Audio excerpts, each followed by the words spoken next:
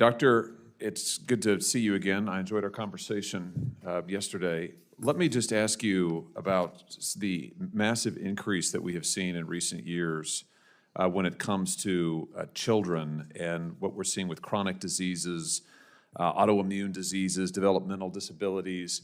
This is something that Secretary Kennedy has talked extensively about. I know that you share his concerns on this. What can CDC do to help reverse the spread of these kind of chronic conditions in our country? Yeah, this is a very important issue to me, and it's a very important issue to the Secretary as well. I think, as CDC refocuses its efforts specifically on communicable diseases to prevent, detect, and respond to infectious diseases and emerging threats, we'll be laser focused on that area. But I think we will continue, and I will continue to make sure that we're supporting the Secretary's vision on overall making America healthier again, making sure that we're supporting his initiatives to improve food sources for our children, making sure that we're supporting efforts to allow our children to enjoy physical activity, making sure that we're supporting clean water that is available to them, to really reduce all of these conditions that are leading to exactly what you just talked about, chronic diseases in our children, which ultimately is a public health threat that we just cannot continue to promulgate in this country. We have seen in Missouri, we've seen a significant increase in chronic health diseases in children, particularly in the St. Louis and St. Charles areas. That's on the eastern side of my state.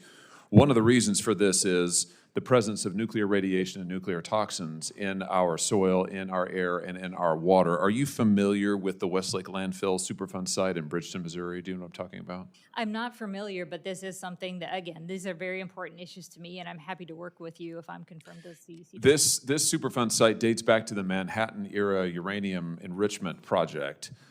St. Louis was a uranium enrichment site during the Manhattan Project, of which we're very proud. But after the uranium enrichment was shut down, the federal government did not dispose of the nuclear waste. What they did instead is they dumped it into a public landfill. They allowed it to sit out in barrels that were exposed to the elements for years. So it was dumped into a landfill from which it ran into the groundwater. It sat out in barrels in another site for years, from which it then seeped into a nearby stream where there's now suburbs built. They started building in the 1950s. People have lived there ever since. And if you look at a heat map for childhood diseases linked to nuclear toxins, to breast cancer rates and other forms of cancer, particularly in women, we have some of the highest rates in the nation right there, right around this area. And I'm asking you because, as CDC director, you've got jurisdiction over the Agency for Toxic Substances and Disease Registry. Back in 2015, this agency did a health study on this landfill, on the Bridgeton landfill, on the nuclear radiation that was in St. Louis, and what the ATSDR concluded was that there was not significant pollution, that there was no health risk. I want to quote this: no health risk to the surrounding community.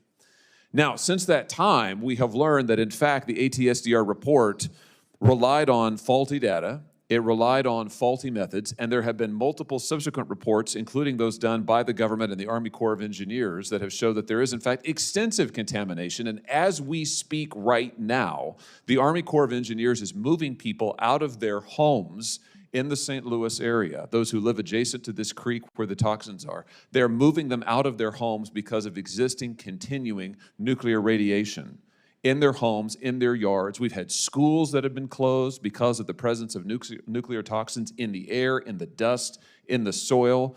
Here's my question to you. Will you work to ensure that ATSDR, if you're confirmed, that ATSDR reviews its methodology and does another thorough study that corrects its faulty methodology from the past and gets the facts to the people of Missouri that we deserve on this issue?